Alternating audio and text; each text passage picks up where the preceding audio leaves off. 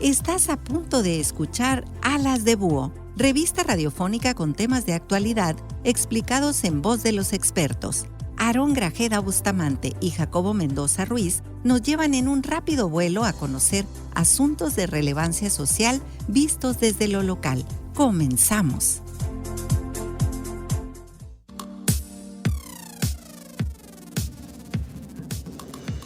Hola, ¿qué tal? Buenos días, bienvenidos a su revista radiofónica Alas de Búho. Mi nombre es Jacobo Mendoza y me da mucho gusto saludarlos. Está con ustedes Aarón Grajeda Bustamante y es un placer estar con ustedes. Sarina Estrada, estoy invitada para este conversatorio y muchas gracias por haberme invitado. Muy bien, la doctora Sarina Estrada Fernández es catedrática de la Universidad de Sonora con casi 47 años de servicios en la universidad. Quiero decir que es una de las universitarias que ha alcanzado el más alto grado de formación académica, la primera SNI 3 que tuvo la Universidad de Sonora, y durante muchos años se ha mantenido en la producción intelectual en el campo de las lenguas indígenas. Particularmente la doctora Sarina Estrada es egresada de la Universidad de Arizona, donde concluyó su doctorado en 1991, y también ha sido investigadora invitada en muchas instituciones internacionales. Yo recuerdo en lo particular sus estancias en Francia, en Argentina, muy recurrentes, y durante muchos años una visitante permanente en el Departamento de Lingüística del Instituto Max Planck de Antropología Evolutiva en la ciudad de Leipzig, Arizona. Durante 14 años estuvo trabajando ahí, poniendo muy en alto el estudio de las lenguas indoamericanas. Ella es fundadora de la maestría en lingüística, fundadora del posgrado también en humanidades, y para nosotros representa una personalidad, ¿no?, de talla intelectual cuyo trabajo se ha visto reflejado en las mejores publicaciones a nivel internacional. También impulsora, la doctora Sarina Estrada, de muchos estudiantes, hombres y mujeres, que en el campo de los estudios de las lenguas y de las culturas indígenas han sido ya dispersos durante muchos años en todos los continentes. Así que es un placer tenerla con nosotros, y sin más preámbulo, damos paso a la primera pregunta en Alas de Búho. Claro que sí, muchas gracias. Buenos días, doctora. Pues sí, efectivamente, toda una institución académica, una autoridad en materia de lingüística. Maestra, según datos oficiales, existen 69 lenguas oficiales en México, 68 indígenas y el español. Entre ellas existen 40 lenguas indígenas que se hablan en nuestro país, las cuales están a punto de desaparecer debido a que quedan muy pocos hablantes. Por ejemplo, las lenguas Paipai, Cuyamaí, Cucapá. ¿Por qué ha sido tan difícil hasta hoy darles la debida protección y conservación, en su opinión? Bueno, la mayoría de las veces para poder dar conservación a una lengua, sobre todo, por ejemplo, estas que están en una situación muy frágil de pérdida de hablantes o pérdida de que se hable esta lengua, que se continúe conservándola, son factores socioculturales. Primero, el hecho de que no es fácil revertir 400 años de cultura, de imposición, de colonización, donde España, cuando entra a territorios americanos, entra con toda la fuerza de consolidar un imperio, y el imperio se empieza consolidando por la manera de hablar. Veamos ahorita la situación de la internacionalización, supone la imposición de inglés a muchos niveles educativos. Entonces, ¿cómo reviertes el hecho de que estas lenguas minoritarias de pueblos originarios son válidas, son verdaderas, tienen el mismo valor que las lenguas europeas, si lo que se quiere en esa instancia y sembrar en ese momento es unificar los territorios, unificar la mentalidad, la economía, la política, bajo una fórmula de poder y de ejercicio del gobierno, ¿no? Entonces, no es fácil revertir 400 años.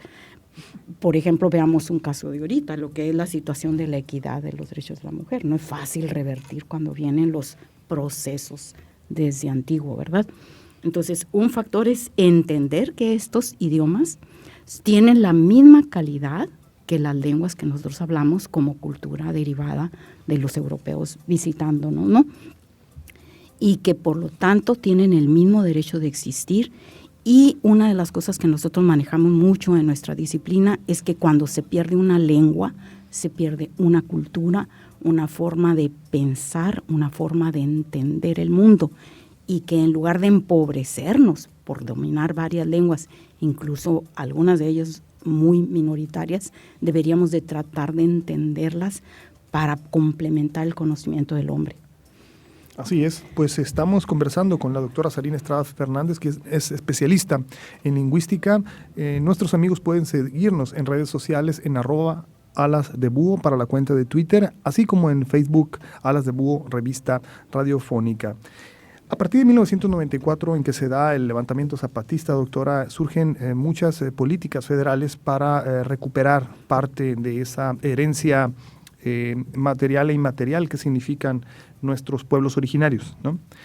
Me gustaría preguntarle si desde las reformas que impulsados en este reconocimiento ganado a sangre y plomo en muchas ocasiones, ¿no? La reforma del 2001 en materia de reconocimiento de derechos lingüísticos han servido para impulsar el reconocimiento de las lenguas indígenas. ¿Qué se ha hecho desde el 2021 en las reformas para poder avanzar en la práctica, conocimiento y la dignificación de las lenguas indígenas como el reconocimiento cultural lo requiere?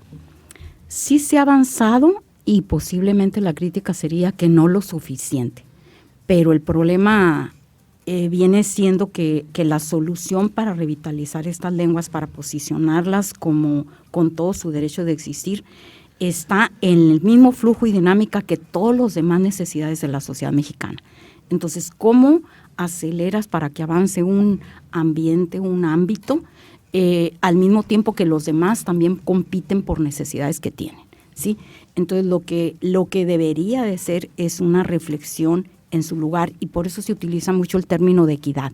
Sí se ha avanzado en la reglamentación y fue afortunado el movimiento zapatista, porque es decir, aquí estamos y aquí existimos. Y mucho del trabajo que hacen todas las personas que provienen de los pueblos originarios son del el trabajo cotidiano que apoya la parte más sustancial de México, como sería la agricultura. Entonces, ¿cuáles derechos tienen ellos? No solo de hablar su lengua. Por ejemplo, a nosotros en términos universitarios estamos ahorita solicitando un pequeño detalle para la maestría lingüística, de decir, no exijamos el nivel más alto de inglés, porque en ocasiones nos llegan miembros de estas comunidades y no quieres exigirles muy alto el dominio del inglés, porque entonces los pones en una situación precaria que no pueden desenvolverse, porque ellos ya vienen dominando su lengua materna, dominando el español, y si le impones una tasa de medición del inglés muy alta, pues entonces los estás discriminando y le niegas el acceso a la educación superior. Entonces ahí lo que media es una comprensión de cuáles son las necesidades de ellos y cuál es el lugar que ocupan en la valoración del desarrollo del país. En una ocasión me dijo un arquitecto, dice, México va muy a la saga del desarrollo de la infraestructura, de caminos, drenaje, electricidad, etcétera, en nuestro país, porque mientras Europa tuvo más de 400 años para desarrollar esto, desde Roma se empezaron a hacer, desde el Imperio Romano se empezaron a hacer caminos, México tuvo que hacerlo en menos de 300 años, 400 años, entonces necesariamente vamos a la saga. Pero en términos de pueblos indígenas, recordemos que en el siglo XIX, con la independencia de México, lo que se pensó por parte de las personas mexicanas de esa época era, hay que hablar una sola lengua para unir lo que es el ser mexicano. Entonces se descuidó durante mucho tiempo la valoración de las lenguas indígenas. Ahorita todavía se está haciendo la lucha permanente de cómo darlo equitativo para conservar las lenguas. Lo que por parte de los lingüistas se dice es que tienes que empezar a darles educación de calidad para que ellos entiendan que hablar una lengua les va a también dar una fortaleza como grupo humano, y que también empiezan a identificarse de qué soy capaz, qué puedo hacer para desarrollarse como comunidad socialmente y económicamente con su lugar en el espacio, ¿no?, del desarrollo nacional. Efectivamente, doctora, y en esas acciones, en esas políticas o esos mecanismos de protección, queda claro para el Estado mexicano que no se pueden perder las lenguas indígenas y que tiene que haber protección, porque bien decía usted, se pierde una lengua indígena y se pierde cultura, se pierde tradición, pero se pierde también un registro histórico, ¿no? Y corremos ese riesgo. Yo escuché recientemente al presidente de la República ofrecer una universidad para el estudio de las lenguas indígenas. ¿Qué opinión tiene de esto? Y si dentro de esas posibilidades universitarias o académicas podríamos estar hablando de alfabetos estandarizados, de diccionarios, de apoyos pues ya académicos. Sí hay esfuerzos sobre todo para el desarrollo de los alfabetos y lo que se llama traducir estas lenguas a lo escrito, porque lo escrito hace que perduren más tiempo, o sea, lo escrito trasciende a la historia. Si no está escrito, tiende más a perderse. Entonces, el ser humano se dio cuenta de que la escritura era una necesidad para trascender, ¿sí? Leyes, literatura, arte y la lengua misma. Entonces, sí es necesario la escritura, pero en el caso de estas lenguas, muchas veces es el simple hecho de fortalecer la oralidad, ¿sí?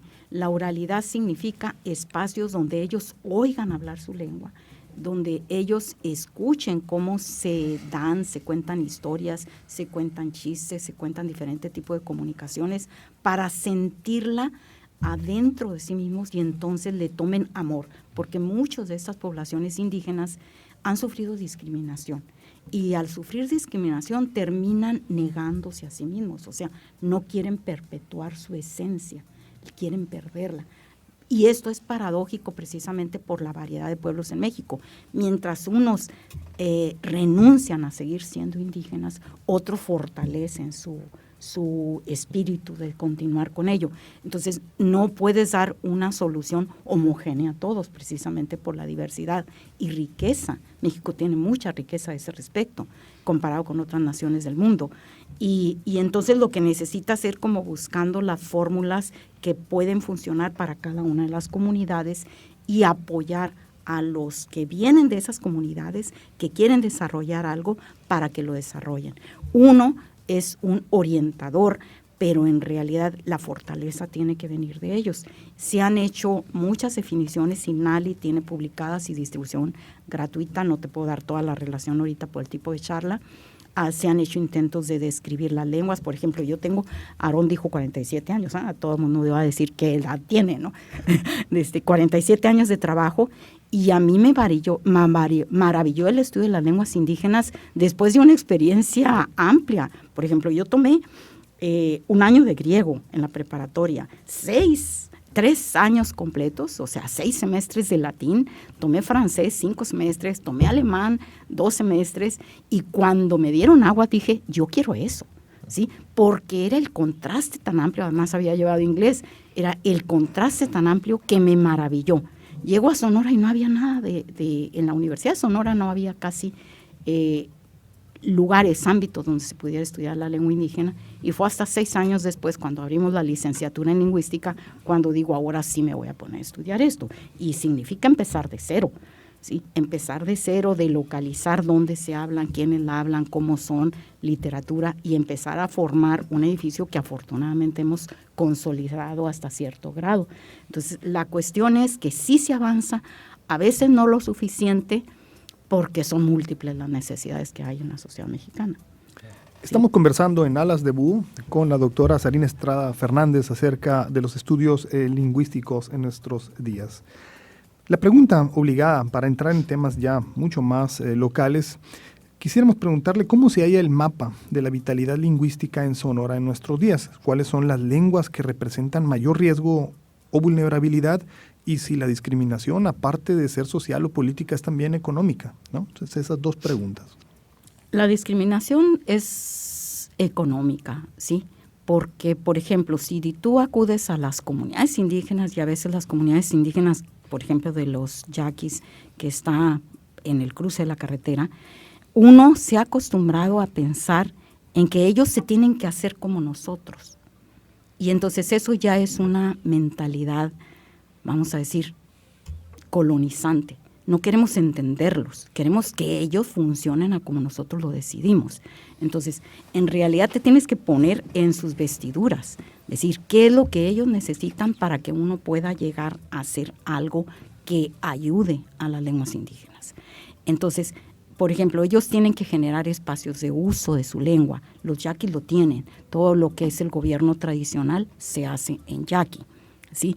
Y nosotros lo que hacemos es apoyar a generar ese tipo de cosas. Por ejemplo, desde la parte lingüística a mí me ha tocado publicar diccionarios en yaqui y español, ¿sí? De bolsillo, más complejo, con ejemplos de uso, publicar textos donde se ve la versión bilingüe, conocer la gramática, como es en el caso del Pima Bajo, documentar cosas pequeñas, como es adivinanzas que ellos mismos generan. Entonces tú lo que generas es una serie de materiales que están ahí cuidando el acervo lingüístico, y los usuarios en primera instancia son ellos, y en segunda instancia todos los académicos que queramos conocer como ciencia básica cómo son las lenguas del mundo, cómo es que finalmente los seres humanos nos entendemos y a veces no nos entendemos, porque depende de nuestra forma de hablar. Entonces, eso es lo que podemos ir haciendo, o sea, primero el respeto, segundo el no llegar impositivos a decir tú haces esto, porque no se trata de una colonización más, se trata de una comprensión en términos de equidad y de entenderlos para poder avanzar. ¿Sí? No sé si contesté todo lo que necesitan. Bueno, sí, por supuesto que nos ilustra mucho en la materia. Yo quisiera retomar lo que usted señalaba, que definitivamente los documentos escritos pues hacen un registro histórico y dan permanencia en el tiempo, ¿no? Y también deberíamos de hablar de los registros fonéticos, ¿no? Porque en materia de las lenguas, los cantos, los himnos, la poesía, toda esa manera de transmitir la lengua a las nuevas generaciones. Y quisiera preguntarle si en ese proceso es que se está dando el fenómeno de la pérdida pues de ese registro, o se está trabajando en ello, y si eso también genera alguna influencia en nuestro español cotidiano. Es decir, percibimos pues que inevitablemente el inglés penetra el idioma, pero genera influencia y una permanencia pues en nuestro lenguaje. ¿No ocurre así con nuestras lenguas indígenas locales en nuestro español? Bueno, la influencia de una lengua a otra es siempre recíproca, nada más que por los ámbitos de la modernidad. A veces la influencia de unos términos o formas de ver la realidad viene más fuerte de lo externo a lo propio. Por ejemplo, nosotros mismos, si queremos hablar de cualquier término, utilizamos mucha terminología en inglés. Uh-huh. Y entonces igual pasa con los grupos indígenas. O sea, es apabullante el desarrollo social y es a nivel internacional, acuden todos al inglés, que ya, por ejemplo, si tú analizas factores, todo el mundo te utiliza términos en inglés muy fuerte. Y igual sucede con ellos, pero también sucede lo otro, que muchas expresiones de lengua indígena han pasado al español, se han nutrido, y rápido podemos pasar de ciertas expresiones que vienen de lengua indígena hacia el español sonorense, por ejemplo, o al español, por ejemplo, en Chihuahua. Y, por ejemplo, simplemente ahorita este invierno tuvimos mucha equipata, y te dicen, ¿de dónde viene la palabra equipata? Pues viene del rarámuri, del tarahumara. ¿Sí? Entonces, ese tipo, nosotros la usamos la palabra sin reflexionar mucho, y solo cuando ya te pones a investigar sobre lenguajes, cuando rescatas, pues viene de allá, igual con tantas palabras que utilizamos nosotros en Sonora del yaqui. Hay una cuestión que no mencioné hace ratito, que mencionaba sobre la universidad. De hecho, una manera de revertir esto sería que en todas las universidades se ofrecieran cursos en lengua indígena. Y, por ejemplo, la propuesta del señor presidente es ideal, porque el único otro país que yo conozco que tiene un centro de esta índole es Francia. O sea, y está dedicada a la enseñanza de las lenguas del mundo, e invita a personas de diferentes partes del mundo para enseñar las lenguas durante una temporada, durante un semestre, durante un año, de manera permanente, pero el objetivo es mostrar esa riqueza.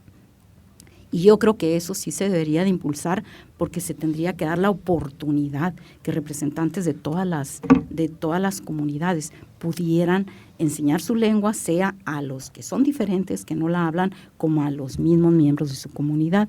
Y creo que sería un buen ejemplo de lo que es salvaguardar el patrimonio intangible de la humanidad. Ahorita creo que va a haber un congreso promovido por INALI y la UNESCO, precisamente haciendo pie a este eterno, o no tan eterno, pero reciente trabajo para impulsar las lenguas indígenas. El otro, por ejemplo, consciente de lo que están mencionando con lo fonético, yo tengo echado a andar desde hace 3 años lo que se llama una página que la Universidad de Sonora ampara o hospeda, que se llama Repositorio de Lenguas del Noroeste. El interés de esta página es tener audios que hemos documentado nosotros en las diferentes lenguas del noroeste de México y que vayamos incursionando en colocar ahí el audio y la versión traducida español, la lengua indígena escrita, para que no solo nosotros que no hablamos las lenguas indígenas tenemos acceso y podamos escuchar muestras de habla de estos diferentes pueblos indígenas, sino también ellos puedan escucharse a sí mismos. Por ejemplo, arrancamos con una serie de adivinanzas en yaqui y profesores bilingües me dijeron eso es muy útil porque se insiste en los programas educativos que utilicemos el internet. Entonces, si los niños tienen la oportunidad de escuchar adivinanzas en yaqui, empiezan a fortalecer su conocimiento de su lengua y apreciarla. Y esto es lo que se necesita hacer.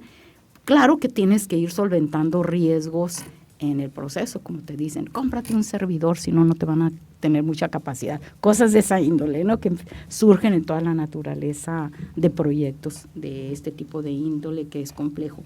Pero sí es interesante sostener estos lugares o sitios donde se conservan las lenguas. Por ejemplo, nosotros generamos el nuestro muy modestamente comparado con uno que existe, nada más para que se imagine la empresa, conservar las lenguas de Siberia. Entonces, cuando yo ingresé a la página de un archivo de lenguas de Siberia, pues te quedas, vamos a decir, sorprendido de la clase de organización y el número de investigadores que están ahí funcionando. Y eso significa, alguien les paga, no es de gratis, ¿verdad? Entonces, es un soporte. Pero, generalmente, las humanidades somos vistos como que no tenemos tanta importancia con el desarrollo de toda la tecnología y la economía del país. Estamos conversando en Alas de Búho con la doctora Sarina Estradas Fernández y pedimos que nos sigan en redes sociales a través de la cuenta Twitter de Alas de Búho y también en Facebook, particularmente en Alas de Búho, revista radiofónica. Lenguas, doctora, como la eudebe o la ópata ya no se hablan en la actualidad. ¿Qué instrumentos o metodologías dispone la ciencia lingüística contemporánea para permitirnos conocer su gramática y su sintaxis como lengua desaparecida? Bueno, la primer fuerza es la parte que se llama historiográfica. Acudir a los documentos antiguos, incluso explorar archivos para localizar materiales que estén escritos en esta lengua y poder ver cómo se usaban estas lenguas o cómo se hablaban estas lenguas que no tenemos materiales actuales conocidos. Va a ser muy difícil reconstruir el sonido estrictamente, pero la reconstrucción que se hace es a partir comparativo. O sea, si tú conoces que el ópata está emparentado con el caíta yaqui, ¿sí?, entonces es fácil que puedas reconstruir el tipo de sonidos que tenían. Pero lo primero es la historiografía y después la comparación con las lenguas modernas. Y de ahí te armas de lo que es una metodología científica para poder reconstruir algo. Lo más difícil es cuando no tienen nada de material escrito, como en las lenguas de Baja California, que casi solo palabras sueltas y no tienes casi gramática. Sonora, afortunadamente, sí tiene estudios suficientes. Bien, doctora. En ese sentido, se está avanzando en ese reconocimiento, conservación, difusión de las lenguas indígenas locales a nivel Sonora. En su opinión, ¿cuál es la respuesta de la administración pública, de las políticas del Estado para este reconocimiento? Bueno, yo creo que los esfuerzos vienen desde las diferentes instituciones que están en Sonora. O sea, no podemos decir así el gobierno directamente. Existe culturas populares, existe el Colegio Sonora, que tiene mucha fuerza de todo el ámbito de estudios de los grupos originales. Existen esfuerzos en la Universidad de Sonora, no solo en el Departamento de Letras y Lingüística, sino también en el de Ciencias Sociales, la división.